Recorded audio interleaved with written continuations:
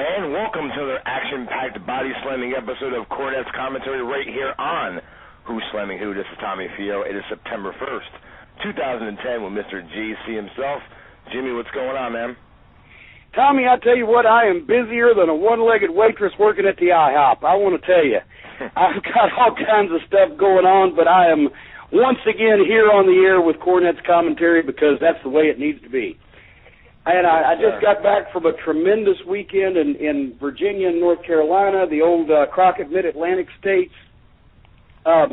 Richmond for the Ring of Honor show was tremendous. Got a chance to see a bunch of old friends down there. And then, of course, Charlotte on Saturday night at the beautiful and spacious Metrolina Expo. We had some great matches, including the Tyler Black and Davey Richards rematch from Toronto, which was just off the charts. The Charlotte Show, and English this time. The Charlotte Show sold out. Had about 500 people there. Richmond was over 400, and the people were screaming and yelling, saying that they were some of the greatest live wrestling events that they'd seen. And imagine how much territory that takes in down in the Carolinas and Virginia. And we've already got return dates, January 14th and 15th in Richmond and Charlotte for Ring of Honor. So put those down on your calendars, folks. And as well, I'm back. We've got the big OVW tryout camp and seminar this weekend, Labor Day weekend, Saturday and Sunday, where we're looking for some new talent. We've got about 30 young folks signed up for this seminar, and hopefully some great young talent for OVW and potentially for Ring of Honor as well. And, of course, next week, for those of you within the sound of my voice anywhere near Louisville, Kentucky, come down on Wednesday night, September the 8th, to the Davis Arena, 4400 Shepherdsville Road in Louisville, because the new season, the new fall season of Ohio Valley Wrestling will begin. It'll be taped live there to air on Saturday, September 11th in Louisville and Lexington, Kentucky. And we're looking forward to some big things there, some great stars from the past of OVW returning, some of the folks' favorites. I'll tell you, Tommy, I've got a lot going on, got a lot on the plate. And, of course, the big news was just put out this week, that the HDNet television tapings for the Ring of Honor wrestling program, for the first time in its 18-month history, will go on the road and be in Louisville at the Davis Arena Thursday and Friday, December 9th and 10th, called Ring of Honor 2 nights only. We sold out in July, and the demand for tickets, especially the VIP seats, was so great. We got a TV taping where literally every Ring of Honor star will be on the card, along with some OVW favorites, some former WWE contract talent that's going to be coming in for that program.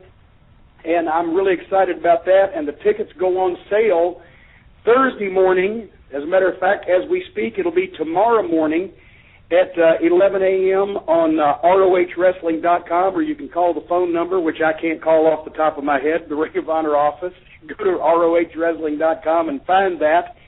And don't get left out, because the VIP seats went last time in about 2 hours. So there's twice as many this time. That means they may last 4 hours. Tommy, I got a lot on my plate. Busy. And I'm suing City Hall. They're trying to flatten the dairy farm down the street from me, the biggest undeveloped piece of property in the entire county that's been there for 100 years, and I'm trying to stop it. So I'm hiring a lawyer to fight City Hall. What more can you ask, Tommy Fierro, from one man?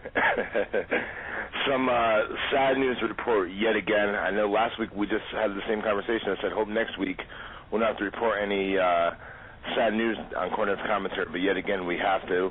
Last week, Luna Vachon passed away, 48 years old, I believe she was. What are some of your thoughts and memories on Luna, Jim?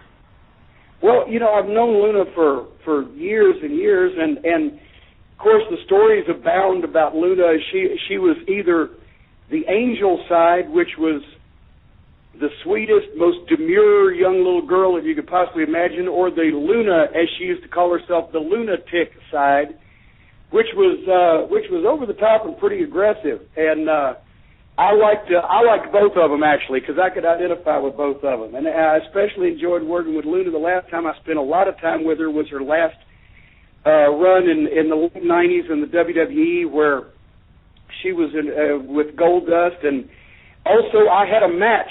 Luna is one of my many opponents, one of the many women that have beaten me over the course of my wrestling career. Had a match with her at a spot show up in Connecticut right about that same time, where some of the WWF guys were still allowed to do third-party promotions.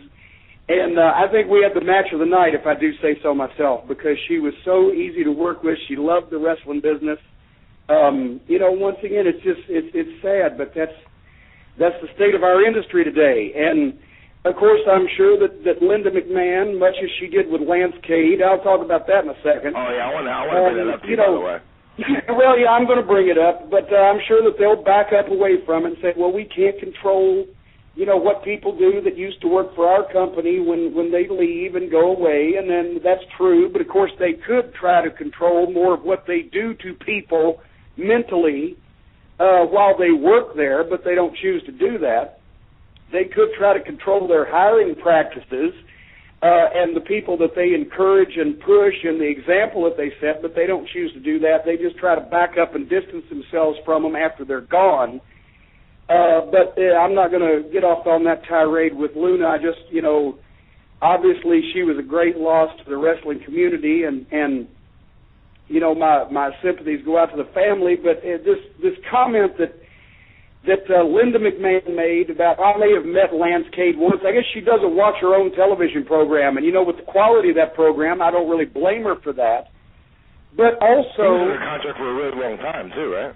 Well, of course, you know, once again, Lance Cade not only was up there for a couple of different runs, but was in developmental. Do they pay any attention about the people they send paychecks to? And they say, well, you know, they have 600 employees and blah, blah, blah, and all this stuff, like it's some mope working in the mailroom. No, this guy was on television, on their national television program, and she says she may have met him once. It's bullshit. She's lying because she's trying to buy a Senate seat. We now know if she wins that the price of being a senator in the United States of America is $50 million. So anybody with $50 million can be a lawmaker in this country, and that's part of the problem. Everybody's blaming Obama, saying we've subverted the Constitution and we've lost our freedoms and the country's going to hell in a handbasket. Last time I checked, he didn't buy the presidency. He won it by being voted for. In this case, Linda McMahon is buying the votes with $50 million, not one lick of political experience whatsoever, and it's obviously a blatant power grab because they've gone as far as they can go with the stock scam. They're all billionaires, so now they want to tell everybody else in the country what to do, and that scares me. That scares me that anybody named McMahon, I think we talked about it, you know, it's kind of a variation on the plot of The Omen. Instead of Damien, it's going to be Linda. It's ridiculous. And the point is, now they're trying to say that Chris Nowinski has an agenda. And they're trying to say that Michael Benoit, Chris Benoit's father, has an agenda.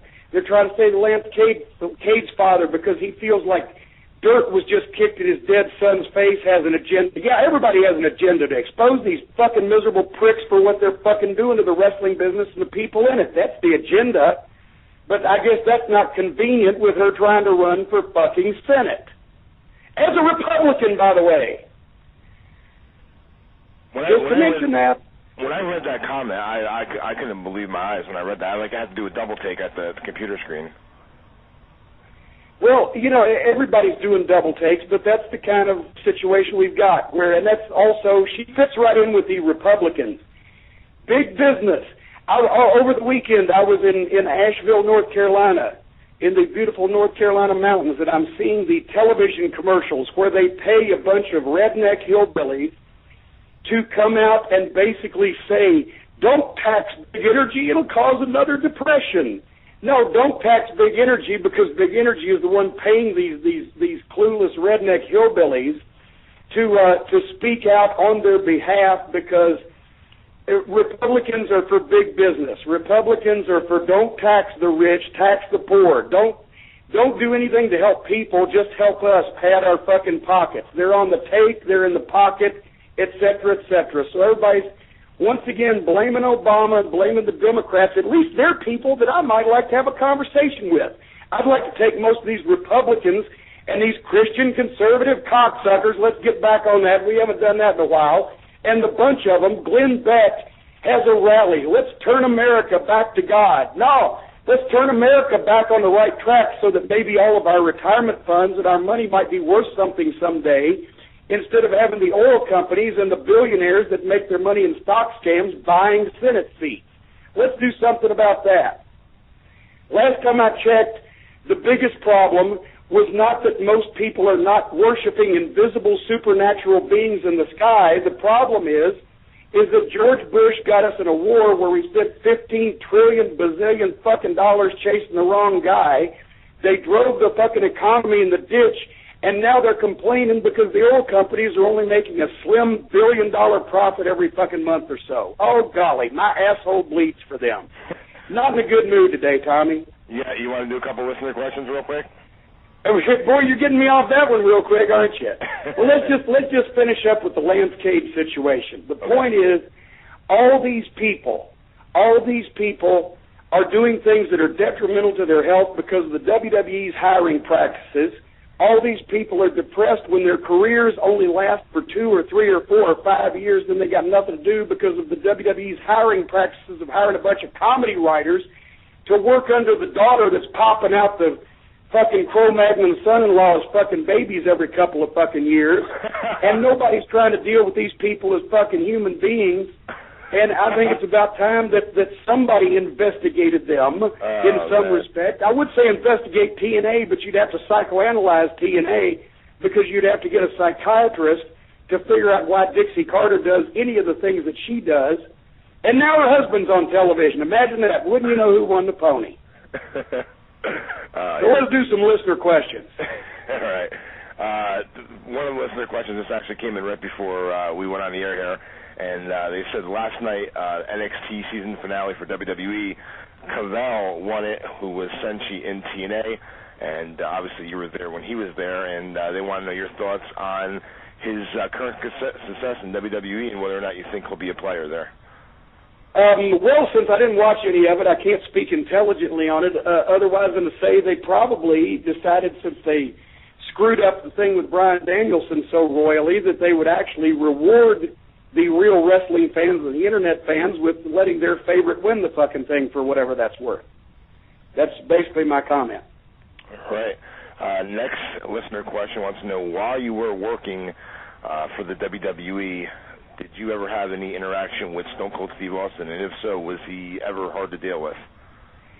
Well, geez, yes, I had interaction out the ass with Steve, and you know, he was hard to deal with in some respects when there was presented things to him that he knew that Stone Cold Steve Austin shouldn't do.